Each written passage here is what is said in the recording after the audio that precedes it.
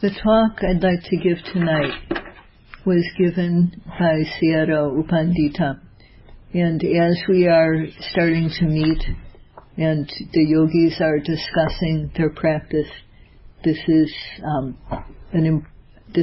a relevant talk.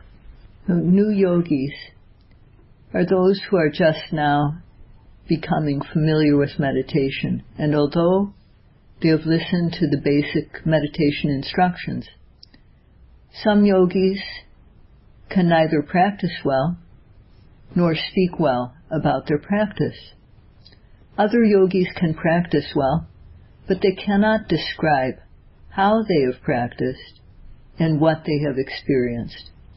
And therefore, I want to share a few words of guidance that pave the way for yogis to overcome these difficulties.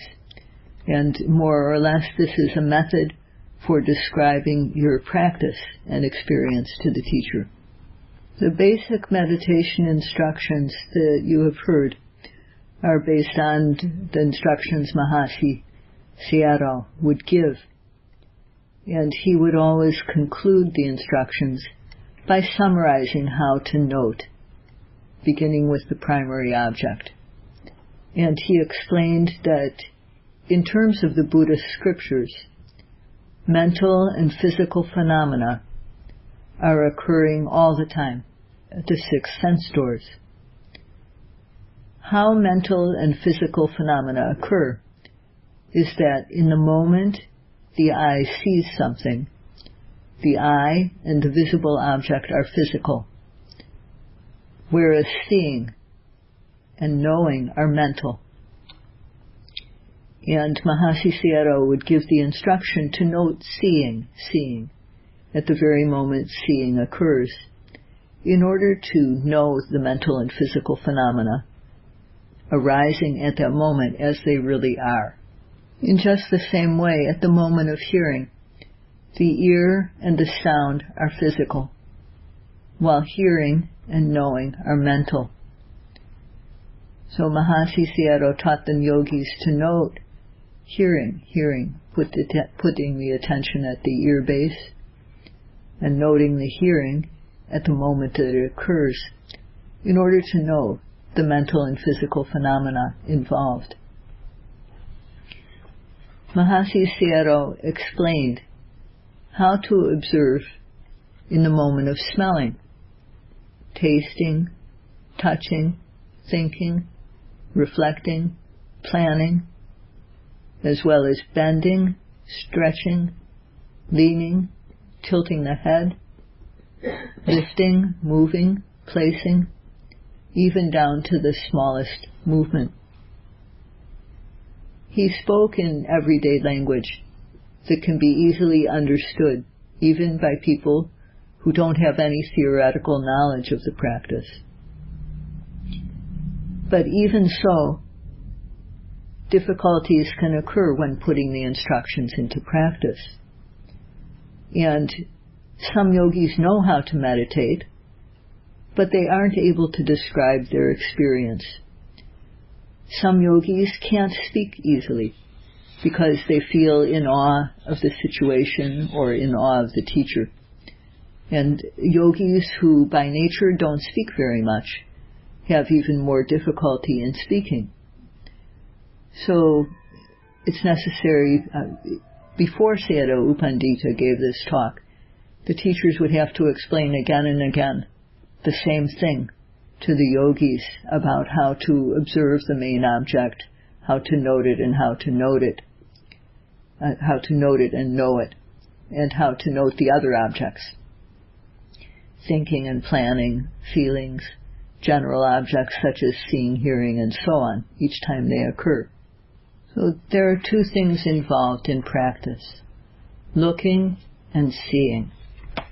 So look at this. Tell me what it is. If you look, you'll see. If you see, then you'll know what it is.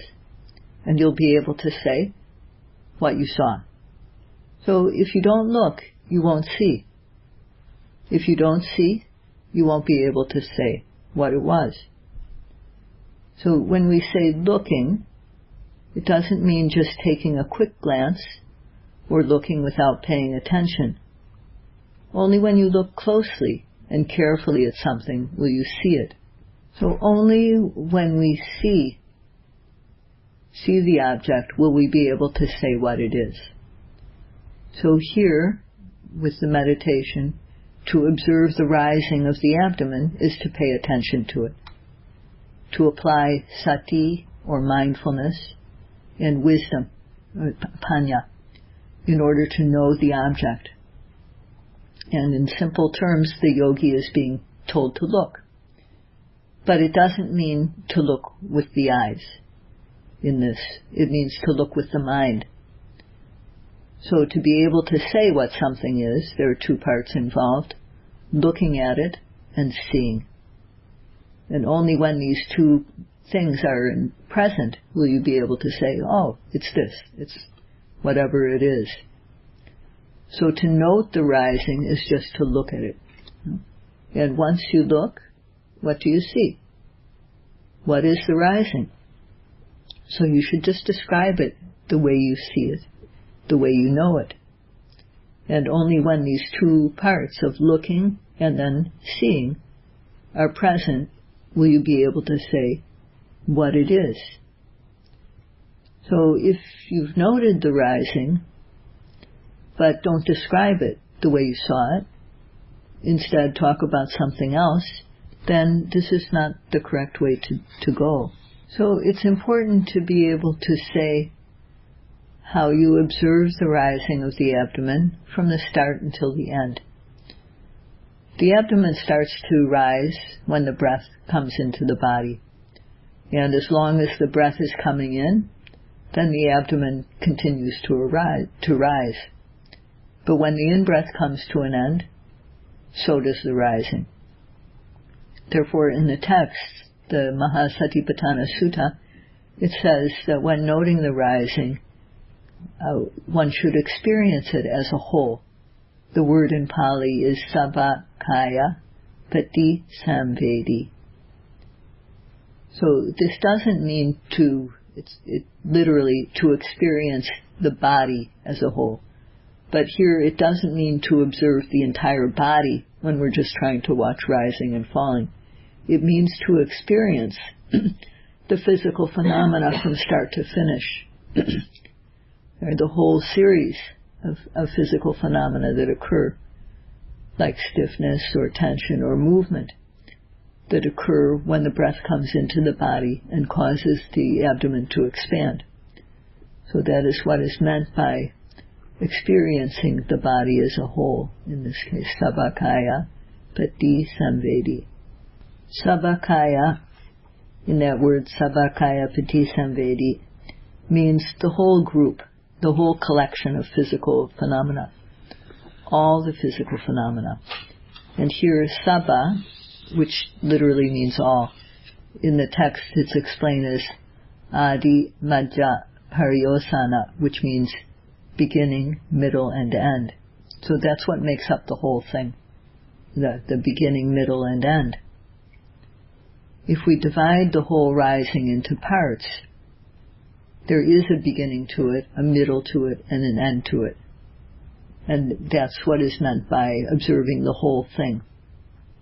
And the word Sabakaya Pati Samvedi means that one should make a practice of knowing the physical the body, in this case, the body as a whole, of understanding the body as a whole. So this means that when noting the rising, the yogi needs to follow it with the mind from the very smallest beginning of the rising. The mind has to get to the rising. And as the abdomen continues to rise, one has to focus the mind on the movement. And that observation should stop at the same time as the movement of the rising stops. But at the start of the practice, the beginning, the middle, and end of the rising aren't obvious. It's not easy for the yogi to catch it right at the beginning and keep it all the way till the end. But the teachers will still tell the yogi to make extra effort so that one can see the whole thing, see the beginning, middle, and end. So one may ask, why do the meditation teachers ask beginners to do what they can't yet do? Is there some benefit to asking them to do what is impossible? The teacher asks the yogis to observe from the very beginning until the very end as a way of getting the yogis to make the effort needed. If the teachers don't instruct like this, then the yogis may practice superficially, and then the retreat will be over just because it's over. It won't be that their work is finished. The meditation will be over simply because the number of days has gone by. So this is why the teachers ask the yogis to try in this way. So the teachers instruct the yogis to pay full attention so that they will make careful, concentrated effort. Full concentration will only be gained when the mind is steadfast, placed completely on the abdomen at the moment the rising occurs.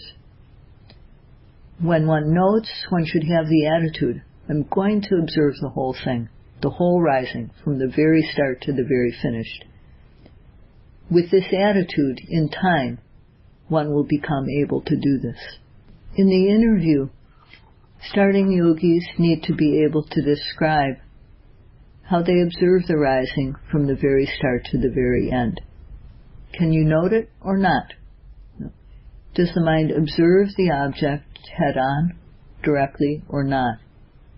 Can you note the entire process or not? So you should just be able to explain this in the interview. If you can note, what do you see? What do you find? And if you focused on one object, then no need to fantasize about other things. It's not necessary to speak about other objects seen or found. What is important is to speak about the object that you observed. Sometimes when you watch the rising, you may become aware of other things, but what is meant here is just the one you're focusing on is the one that you should. What is important is to speak about the object that you've observed in a focused and concentrated way. So it's important to be able to describe whatever you experience about the rising. So if one, while we are working with the main object, if one can't describe either its shape or its situation, then the work of meditation becomes meaningless. So the teacher has to tell the yogis to describe their meditation experience in order that their practice will be more accurate and meaningful. So when noting rising, can you follow the rising closely from the beginning to the end or not? So one simply has to be able to answer this question. If you can follow it, then say you can. If you can't follow it, then say you can't. That's all that is needed. If you can follow the abdomen, the movement of it, then what do you see? Do you see the shape of the abdomen? Or do you see the manner in which it's rising? Or do you feel qualities like stiffness or tension or movement or other things as well? So a yogi should be able to describe what it is that they experience in this way. So experientially, there are three parts to anything that is physical, or three aspects. One is the physical appearance or form, and another is its position or manner, and the third is that its essential physical qualities, or we also use the word true nature. When we focus our mind on the abdomen in just an ordinary way, the form becomes apparent, the shape of the abdomen. And we can call that its appearance. The body also has a physical form, and the abdomen is one of the body's parts. It also has its own form. So this is the first level on which we see things. So the second aspect that we can see is position or manner. How is the abdomen situated? Is it deflated or is it expanded? Is it collapsed? So it's in some kind of position or other when we try to observe it. When we breathe in, it rises or it expands. So we can say it's in an expanded position. And when the breath goes out again, the abdomen falls back down or collapses or becomes deflated. So we can say that this is a collapsed position. And in Pali, this is called akara, which means situation or position or manner. So another example is, what is the position of the hand? Is it closed into a fist or is it open? Or the position of the body? Is it sitting? Is it standing? Is it walking? Is it lying down? So these are all what we mean by position. So for the abdomen, is it in an expanded position or in a collapsed position? So when we look carefully, even though we can't yet see the true nature of the physical phenomena, we can see the form or the shape. So we come to be able to see this. We can see the position also, the way it's expanded or collapsed. But these two, seeing shape and position, we can only see them if the mind has some concentration. If we don't have any concentration, we won't see it. But these two are not yet wisdom. We have to go beyond these, we have to penetrate the form and the position to go beyond it and reach the stiffness and tension, vibration, movement. These are the things that really happen when the abdomen rises. And that is what we call true nature or essential physical qualities. Telling the yogis to observe the rising as it occurs is asking that they look at it to see what it is. Is it simply the abdomen, or is it the rising position? Or are there qualities such as stiffness or tension or movement? So you should be able to say. If you observe carefully, you will be able to see true nature. But when reporting, you shouldn't say what you imagine. You should only say what you have really seen, because this is your own knowledge. What we say based on imagination is not our own knowledge. Our own knowledge is what we know when we've looked and seen for ourselves. And another example is to look at this. When I ask you, what do you see? You may say that in this case it's a pencil. You won't be able to tell. But you may say it's a pen or a pencil. And you know that it's a pen or a pencil because you look at it and then you see it. You see it because you look. And you looked because I asked you to do so. So you looked and then you saw it. So you can, first of all, you see what it is. It's a pencil. But then if you look again, you can see what color it is, that it has silver and it has black. And you can also see its vertical, which is its position, or horizontal. So when you look at something, you know its visual appearance, you know its position, and its true nature also becomes apparent. So if you look, you will see. It's not correct if you look and don't see. So that yogis will both will know how to look and how to describe what you see. Sayadaw U Pandita provided some principles to pave the way for doing this. So the first principle is that at the moment of rising, can you observe the main object or not? If you can observe it, what do you know? And the same way that we need to know, observe the rising and say what we know about it, also too, we must be able to describe the falling, observe the falling and describe it. So that means that when the falling happens, then one has to observe it from the very start until the very end. Observe how it starts to collapse when the breath starts to go out.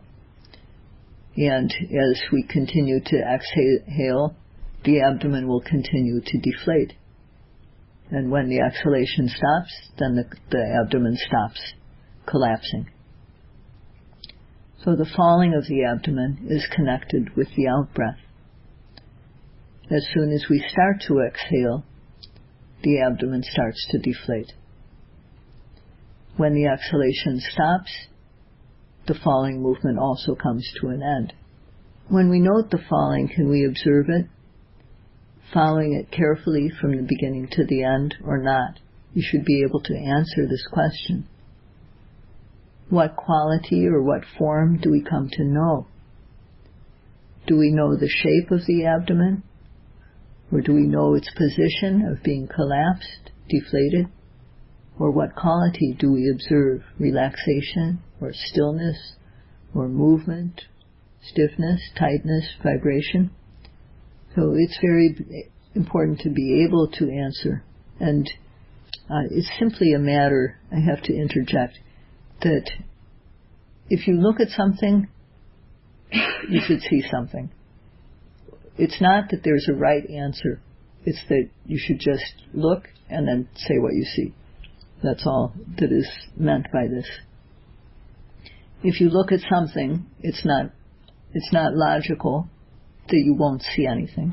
You see something. But sometimes people think that they should see something. They're expecting to see something or other. It's just whatever we happen to experience is what we see. So it's not like there's a correct answer to these questions. It's just a matter of looking at something and then what do you see? That's all. After one has been sitting for a while, 5 or 10 or 15 minutes, then small feelings of discomfort arise in the body. And just like the body can be comfortable or uncomfortable, so too in the mind. Various kinds of pleasant and unpleasant feelings arise gradually. So if something has arisen, then one has to observe it. And these are called Vedana in Pali, but we shouldn't just use the Pali term Vedana. It's good to report about things the way they are. If there's itchiness, say itching. When aching, aching. Numb, numbness. Tingling, tingling. So it is better to use these ordinary words to describe sensations that are technically called Vedana in Pali. So let's say that while observing the rising and falling, somewhere in the body it starts to ache. So aching has arisen. Here it started to ache. We didn't do anything to make it ache. It just started aching on its own. So it's a matter of there's a contact that is bad, and unpleasant feeling arises. So at that time the yogi has to focus on that, noting aching, aching, aching. And we call this observation of Vedana. What happens to the ache? Does it ache more? Does it stay the same? Does it disappear? Or does it decrease or disappear completely? If it aches more, when you report, just say it aches more. If it stays the same, say it stays the same. If it decreases, say it decreases. If it becomes weak, say it becomes weak. If it goes away completely, say it goes away completely. So the yogi should be able to describe in this way. Somewhere there's an itch. It doesn't itch because we made it itch. It is just happening by itself, the itchiness. So what is the yogi's job? To just note itching, itching. What happens then? Does the itchiness increase? Does it stay the same? Does it start to decrease or go away completely? So the yogi should simply be able to say what they find out. And this is the second principle, which is to report about all feelings, how you noted them and what you noticed. Then there's thinking and imagining. The mind is not something that stays where we put it. So when we sit and we observe the main object of rising and falling, various types of thinking and planning arise. The mind leaves the object of observation and moves about. It does what it wants. Various thoughts occur, both good and bad, both wholesome and unwholesome. So if that happens, what should we do? Just note them right away. Various fantasies can arise. If fantasies arise or visible objects, can you note them or can't you? So you should be able to note them. And when you note the fantasy, does the mind continue to fantasize? Does it come to a halt? Does it disappear? Does the mind go back to the original object you were observing? You should be able to say about this. When a beginning, so the principle there is to report imagination, how you noted it and what you knew or noticed. When a beginning yogi observes the main object, we make it an anchor for the mind. And at that time, feelings or Vedana, they aren't apparent at first. Thinking and imagination are what become obvious more sooner. And at the start of the practice, the yogi's not aware of every time there's thinking. Sometimes one is aware of it and sometimes one is not. So when you are aware of it, you have to report that there was thinking. And so that all sorts of thoughts don't arise, you simply have to focus carefully on the main object and follow it closely. In addition to the various thoughts or feelings that can arise in the body and mind while we try to observe the main object, there are also sights or sounds, smells, tastes, and touch sensation of various kinds can arise, followed by craving, wanting to harm someone, laziness.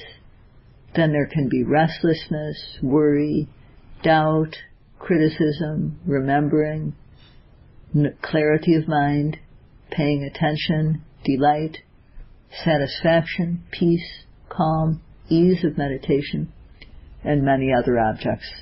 These can all arise. The Buddha used the word Dhamma for these types of objects. It summarizes all these kinds of objects. We might translate that as natural phenomena. So the equivalent of this word Dhamma is not found outside of the Buddha's teachings. This is the Buddha used this word to describe these various natural phenomena. So he called them Dhamma objects. Dhammas or mind objects. So for example, let's say that craving arises. What happens when we note it? We note craving. Then anger arises in the mind. Okay, we note it. What happens when we note it?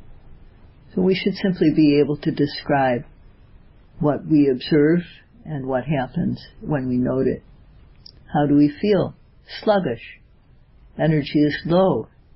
So we note it. And what happens? Then there's restlessness. We note it. What happens? Oh, the mind is worried. One notes it. What happens? The mind is scattered. There's evaluation, reflection, doubts. All these things arise and one just notes them. So what happens to them? This is another aspect of our meditation.